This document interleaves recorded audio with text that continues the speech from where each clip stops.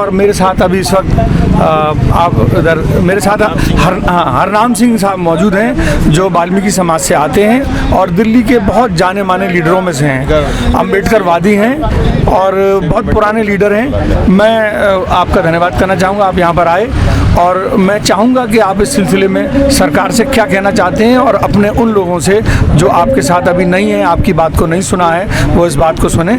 कुछ आप क्या कहना चाहते हैं? लीजिए। देखिए, हम ये सरकार को ये कहना चाहते हैं, कहना क्या, उनको चेतावनी देना चाहते हैं, चेताना चाहते हैं कि ये जितना असंगठित समाज है, चाहे वो SC है, ST है, OBC और माइनॉरिटी है, जिसको पिछले 70 सालों में किसी भी पॉलिटिकल पार्टी की सरकारों ने न्याय नहीं दिया है। बाबा साहब की जो सामाजिक न्याय की लड़ाई थी, जिसमें जिसकी जितनी संख्या भारी उतनी उसकी हिस्सेदारी पर काम होना चाहिए था, जो कि सरकारों ने नहीं किया है। वो क्यों नहीं किया है? क्योंकि तमाम पॉलिटिकल पार्टी जितनी भी बनी है इस देश में हैं, उसमें लगभग सबसे ज़्यादा उनके आका या उनके मालिकान या उनके अध्यक्ष या उनके संस्थापक वो कहीं ना कहीं उस अपर कास्ट से 15% से है, जो डरते हैं और घबराते हैं। वो नहीं चाहते कि SC ST OBC माइनॉरिटी जो मूल निवासी है उसकी जनगणना हो जाए, और अगर उसकी जनगणना हो जाएगी तो उनको अपनी संख्या पता लग जाएगी। जब संख्या पता लग जाएगी तो वो अपने हक और अधिकार मांगने लगेंगे। हक और अधिकार मांगेंगे तो क्या मांगेंगे?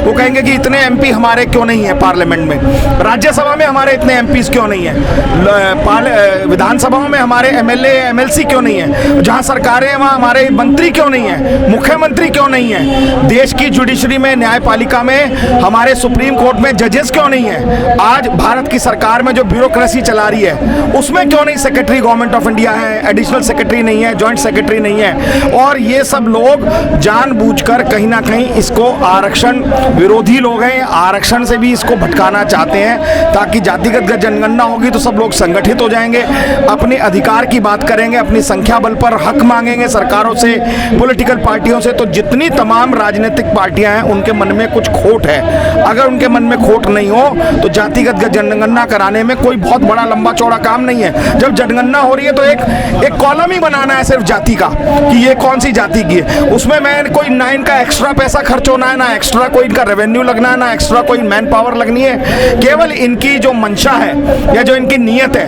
वो खराब है। इसी वजह से आज हम सब लोग यहाँ पर इकट्ठा होकर इनकी आवाज़ को बुलंद कर रहे हैं, और आने वाले समय में भी इस आवाज़ को सरकार के खिलाफ उठाते रहेंगे और सरकार को मजबूर करेंगे कि ये जातिगत जनगणना इसी जनगणना में हो, ताकि हम सब लोगों को पता चले कि कितने लोग हमारी संख्या है। इसकी हम लोग लड़ाई लड़ रहे हैं और हम लड़ते रहेंगे। और मैं आपके चैनल के माध्यम से तमाम जो लोग आज इस धरने में शरीक नहीं है उनसे भी कहूँगा कि वो जहाँ जहाँ हैं वो अपने सोशल मीडिया प्लेटफॉर्म से इस जातिगत जनगणना की आवाज़ उठाएं और सरकार को मजबूर करें कि सरकार जातिगत जनगणना करे। जी, मैं बहुत बहुत शुक्रिया हरनाम साहब। मैं आपसे एक सवाल और करना चाहूँगा। आपकी समाज, आपकी जो बिरादरी है उसकी एक बहुत बड़ी संख्या है जिसको धर्म के नाम पर मिसलीड किया जा रहा है, जिसको एक पर्टिकुलर समुदाय के खिलाफ खड़ा करके उसको लड़ाने की कोशिश की जा रही है और उल्लू अपना सीधा किया जा रहा है। तो इतनी बड़ी अपने समाज को आप इस सिलसिले में कोई वो भटके नहीं, उनकी गलत जो है शिक्षा में ना आए, इस सिलसिले में आप कुछ कहना चाहेंगे? 100% देखिए, मैं समझता हूँ कि जो कमज़ोर तबके के लोगों को, ये जो मनुवादी लोग हैं या जो ये अम्बेडकरवाद का विरोध करते हैं या संविधान का विरोध करते हैं, वो नहीं चाहते कि देश में अमन अमान बना रहे, सुकून बना रहे, शांति बनी रहे। जो पैगाम सुकून और शांति का है वो बना रहे। इस देश की संविधान में पहले ही प्रियम्बल में लिखा है कि वी द पीपल, समानता का अधिकार है, हमें आपसी भाईचारा बनाकर रखना है, गंगा जमनी तहजीब को बचाकर रखना है, ये एक किस्म किस्म के फूलों का गुलदस्ता इसको खिलाकर रखना है। तो कुछ फिरका परस्त ताकतें हैं, सांप्रदायिक ताकतें हैं जिनकी आज सरकार है, वो हमेशा कुछ कमज़ोर लोगों को या कुछ गरीब लोगों को या कुछ अनपढ़ लोगों को, जाहिल लोगों को भड़काकर आपस में भाई भाई को लड़ाना चाहती है। वो कभी हिंदू मुस्लिम के नाम पर, कभी मंदिर मस्जिद के नाम पर, कभी प्रांतवाद के नाम पर, कभी भाषावाद के नाम पर, कभी रंगवाद के नाम पर। वो सब जगह देश के कोने कोने में इस वक्त सांप्रदायिक ताकतें बढ़ी हुई हैं। अभी नागालैंड में हुआ, उससे पहले आसाम में हुआ, कभी यूपी में हो रहा है, तो त्रिपुरा में हो रहा है। तो ये सब एक तरीके से सरकार की साजिश है कि आपस में जो पहले अंग्रेजों की साजिश थी, फूट डालो और राज करो, वही साजिश आज सरकारें कर रही हैं और आपस में भाई से भाई को लड़ाने का काम कर रही है, अमनो अमान खराब करने का काम कर रही है। हम जैसे जागरूक लोग जो अम्बेडकरवादी लोग हैं और अम्बेडकर बाबा साहब के विचारों को अपनाते हैं और मानते हैं, मेरी सबसे अपील अपील है कि जितने लोग तमाम हैं शेड्यूल कास्ट कम्युनिटी के लोग विशेष रूप से, उनको हमारे जितने अक़लियत के लोग हैं, जितने माइनॉरिटी के लोग हैं, वो हमारे छोटे भाई हैं। वो संख्या बल में बेशक कम है, लेकिन वो उतने ही इंपॉर्टेंट है जितने इंपॉर्टेंट इस देश का सर्वंट समाज है। तो मैं समझता हूँ अगर हम सब लोग मिल जाएं तो जैसे दलित और मुस्लिम दम दा से दलित और माँ से मुस्लिम दम अगर बन जाए तो इस देश की सरकारें बनाने का काम हमने हमेशा किया है। चाहे जितनी पहले सरकारें बनी है वो दलित मुस्लिमों के वोटों पर ही बनी है, और अगर हम जिसको चाहें उसको उखाड़ कर भी फेंक सकते हैं। तो हम सब लोगों को एक रहना चाहिए, और यही हमारा पैगाम भी है, यही हमारा संदेश भी है, और हम इसके लिए लगे भी हुए हैं। और मैं समझता हूँ काफ़ी लोग अब जागरूक हो रहे हैं। जो पहले एक बार दंगा भड़काए देते और हमारे लोगों को बरगला देते थे, अब उसमें बहुत सारे लोगों में कमी आई है, ऐसा हमारा एक मानना है, और हम इसके लिए प्रयासरत भी हैं। बहुत बहुत शुक्रिया हरनाम साहब। एक बात निकल करके आपसे बात करने के बाद ये सामने आई कि इस वक्त आपका समाज जागरूक हो रहा है, और ख़ास तौर से जो जगह जगह दंगे होते थे जिसमें सबसे आगे आपके समाज को किया जाता था मुसलमानों से लड़ने के लिए, उसमें कमी आ रही है। ये बहुत खुशी की बात है कि देश में भाईचारे का माहौल आप और आपकी वजह से पैदा हो रहा है। इसका मैं बताता हूँ, क्योंकि हम लोग इसमें बहुत सालों से काम कर रहे थे। जो हमारे लोगों को बरगलाया बहकाया जाता था, भड़काया जाता था, अभी दिल्ली में जब पिछले साल दंगा भड़काया गया, तो आप देखिए उस दंगे में एक भी दलित व्यक्ति के समाज के व्यक्ति ने मुसलमानों पर, किसी के घर पर कोई अटैक नहीं किया, बल्कि CA NRC जैसे काले कानूनों के साथ हमारे तमाम दलित संगठनों ने उनका समर्थन किया।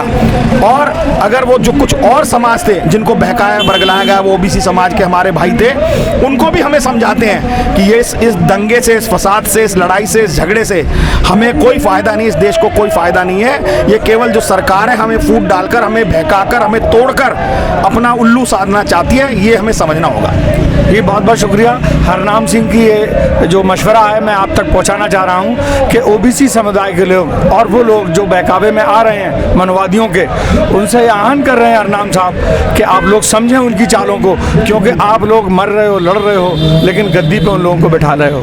करीब 85% लोग बनते हैं दलित, मुस्लिम और SC ST और OBC मिला करके।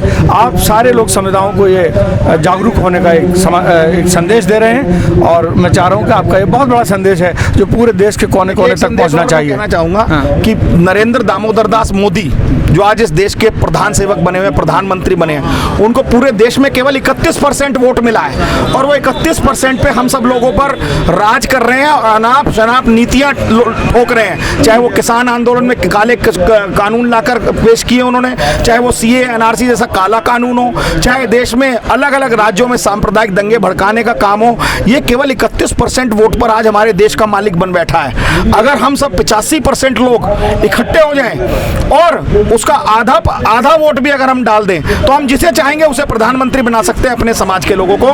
तो क्यों नहीं हम सब लोग इन आने वाले 5 राज्यों के विधानसभा चुनाव में हमें अपने समाज के लोगों को, या अपनी विचारधारा के लोगों को, जो अम्बेडकरवाद में मानती है, जो संविधान में विश्वास करती है, और जो आपसी भाईचारे में विश्वास करती है, अमनो अमान में विश्वास करती है, SC ST OBC और माइनॉरिटी के हकों के लिए लड़ती है, ऐसे लोगों को हमें चुनकर आगे भेजना चाहिए। हमें अपनी ताकत, जो वोट की चोट का, जो बाबा साहब ने हमें संविधान में ताकत दी है, एक गरीब की भी वही वोट की ताकत है, एक अमीर की भी वही वोट की ताकत है, तो हमें उस ताकत का प्रयोग कर इन फिरका परस्त सांप्रदायिक ताकतों को मुंह तोड़ जवाब देना चाहिए इस चुनाव में। जी बहुत बहुत शुक्रिया। वॉइस ऑफ द पीपुल के माध्यम से आपका बहुत बड़ा संदेश देश की जनता तक पहुंचा है, और मैं चाहूँगा कि आप इस अभियान में लगे रहें, जुड़े रहें, और इसको आप बिल्कुल अपनी ज़िंदगी का हिस्सा बना लें।